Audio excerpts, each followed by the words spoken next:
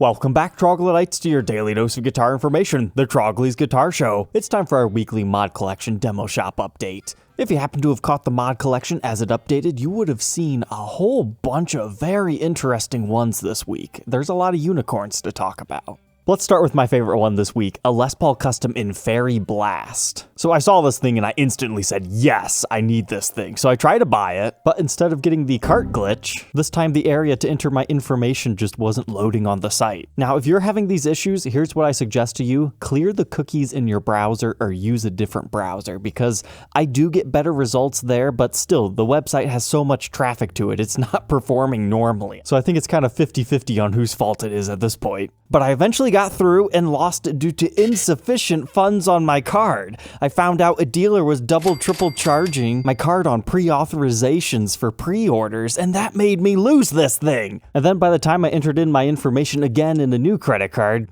it was too late.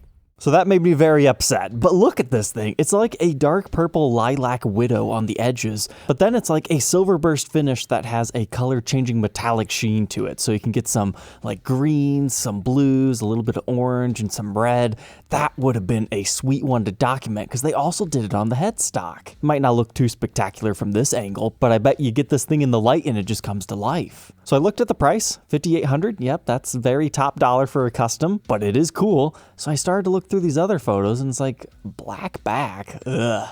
But then I took a closer look here and I saw, okay, no, that's not a black back. They did indeed burst the back. There's a burst on the neck and the back of the headstock. The light's just not hitting it in such a spectacular way that it's a bit hard to see unless you open up this page and zoom in here. That was a fantastic one this week. But a bit more of a hidden gem is this guy, a custom in VOS in ebony with copper sides and neck. I'll be honest, I didn't even take a look at this one when it updated because I was too distracted by Fairy and one other one. But later on, do you guys see what they did here? But then look at the neck. Awesome. I like it. It's kind of like that natural one we looked at last week where it had black stingers and then the natural neck exposed. But this one, yeah, it's interesting. Also up here, as the title suggested, the sides are done up but the back is black. That one was kind of cool in a unique theme. But now for the other one that kind of caught my attention, Skeleton. I thought this was fascinating, but it wasn't necessarily what I liked. What I see here is that not the exact same skull pattern that we saw in those 335s, because I remember seeing this somewhere, if not. So it's just a slightly more visible design. It was interesting, but just not necessarily for me. I wouldn't want to document it. But for somebody that likes skulls and probably a pop culture reference that I'm not understanding from that, maybe they could appreciate it more, but it's just a black back. If you happen to be the lucky guy who got this, I did receive an email from somebody who is looking for it, so you can just message me. I can put you guys in touch. Next up, we have a 335 figured in Satin Plum Burst. Gibson going in with some more purple. I like this one because basically they just shot this thing over in like a lavender finish. So I'm betting this will look even better in person. So this light burst finish just has a little bit of purple to it. I love the cream plastics. It works incredibly well with the binding. And you even get the purpled over logos. Kind of interesting. That one didn't take long to sell at $3,500, especially because I think brand new, these figures are $4,000, so getting a special finish over top of it, great deal.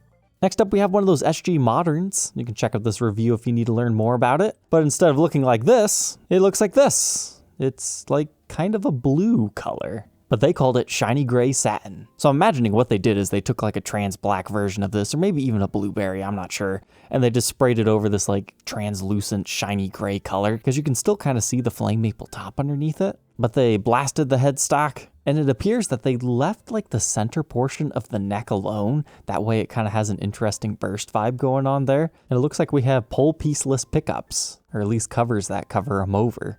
Another one from the SG Modern collection was Metal Blueberry. That's a pretty cool name. How they changed this one up is they took a metallic purple on the edges and kind of gave it like a fade finish going on just on the edge. So yeah, that looks kind of interesting. It just transforms a normal blueberry fade one. And of course they get their sprayed over headstock. But take a look at this thing, Thunderbird bass in Satin Advanced Technology. Did I not tell you guys they should do this last week? Maybe it was 2 weeks ago, because there was a finish with techno in it that I thought they would have a printed circuit board design on the whole guitar. This time, they took that idea kind of with what they were doing with their whole brass stuff, and then I don't know if they etched these things in here or whatnot, but it's supposed to look like a circuit board or something. I'm not quite sure what this jetting out is on the pickguard, but it must have something to do with a theme that I'm not familiar with. I really love this like bluish green knob though. That's cool. Works really well with this heather poly purple finish. You flip it over to the back and you see something similar to what we saw in that SG, how they left the middle of the neck a black color. A nice reverse burst thing going on. Here we have the return of Good Gray again, this time in a satin top. It's a 339, but kind of like the SG from last week, they kind of gave it some red and some other binding pinstriping stuff going on, and then they left the back a cherry color. Here's one of those older Flying Vs in a teal finish. 2500 seemed like a bit much for this particular one, but you know, it's a unique color. You've got your TP6 tailpiece on here, special colored pickup rings, looks like high performance style UFO knobs, and just completely blue on the back. And here's another 339, very similar to that Flying V in Wintergreen pearl. Now this is probably one of those that looks better in person. That whole blacked out vibe works great with this finish, and they've basically just given it the widowed treatment, so they sprayed over the entire thing, but since the binding is a whiter color to begin with, it helps pop the edges. Looks like they also did that on the headstock as well. And they did the same thing with the back. Here's another one that I have somebody looking for, the Les Paul Special Tribute. So you see what they did there? They went all 1985 on this thing and put a pickup ring around a single coil pickup on there, and it's a wrap tail. That is just a whole lot of tonal capabilities built into such a simple guitar. This SG standard bass gives me real SGZ bass vibes, except for this time we have two pickups right next to each other and a slightly different pickguard than those guys have. And you don't get the fancy inlay, but oh well. Now we've got a studio in Satin Smokehouse burst. This one's got an interesting color. It looks like they shot something over regular Smokehouse burst is what it looks like to me. It's got a nice blacked out vibe here with a custom Les Paul pickguard. And lastly, one of my favorite names this week is Eraser Racer Pink. I mean, who doesn't want an SG Modern that looks like an eraser? I'd have to put like some sort of eraser brand name right here where your arm rests to really complete that vibe. Like if I was a teacher, I would display this guitar in my classroom or something. And then the back has the same pink finish and then a black neck. And as rapid fire succession, we have an ES335 in a cherry red satin, a very beautiful aquamarine ES330, a 61 SG standard. It's got the BFG knobs and a giant ding on the headstock. A nicely figured 335 in natural satin, also with BFG knobs, but without the ding on the headstock. A completely blacked out SG Special in Ebony, a Satin Honeyburst Classic. They played with the back plates on this one. And to wrap up the mod collection, we've got a Satin Cherry. So yes, very nice showing from the mod collection this week. Unfortunately, wasn't lucky enough to get any of them due to circumstances outside and inside of my control, but maybe next week we'll get luckier. But now let's move on to the demo shop. All the good stuff's already sold, so let's start with that. This is one of those guitars where I regret not hunting the demo shop anymore because this is kind of cool. They took a Les Paul Jr.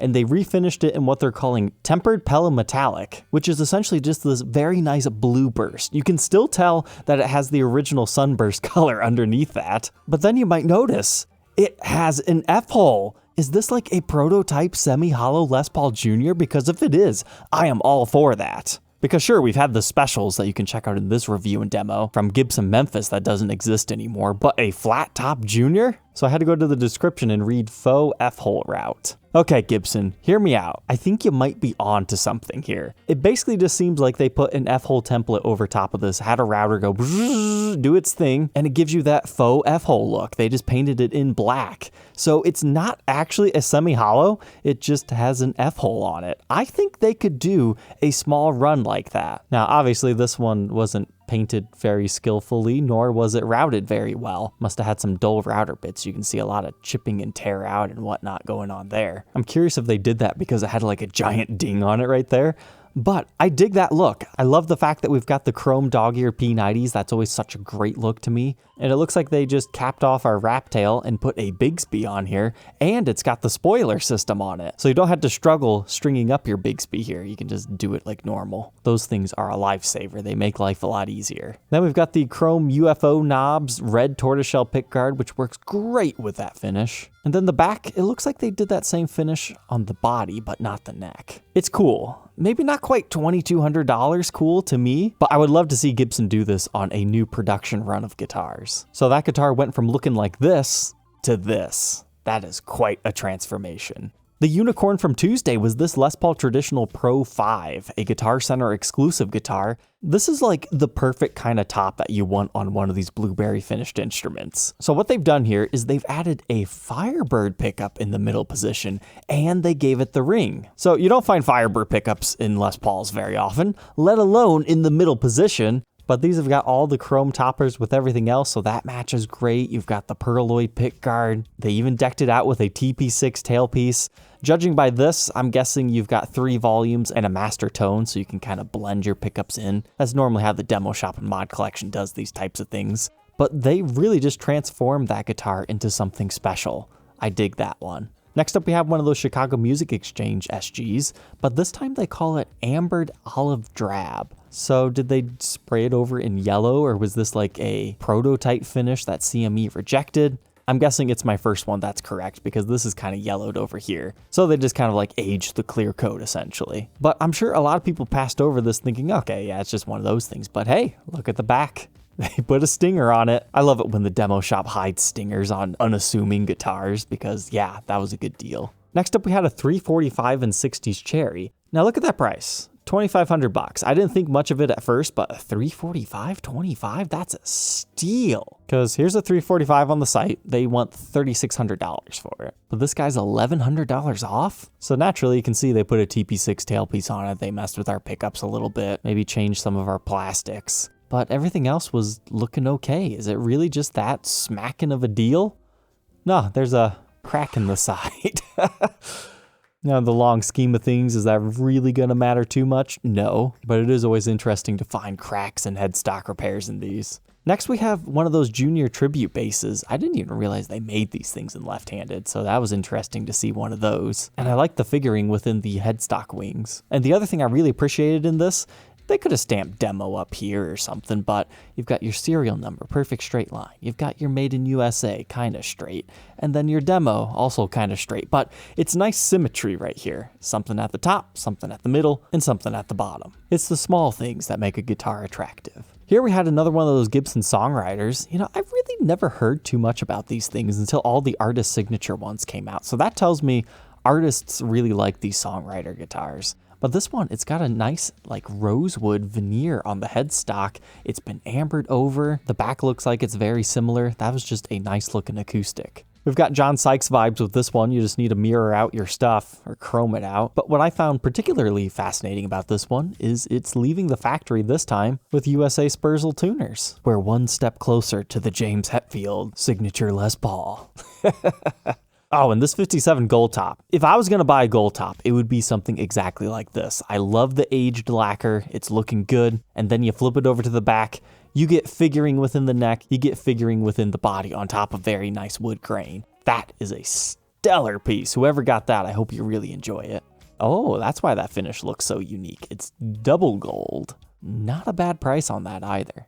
Now, as far as what's still available, you've got some player grade stuff. But I think some people might be passing over this. So this is a Gibson 50s J50 left-handed.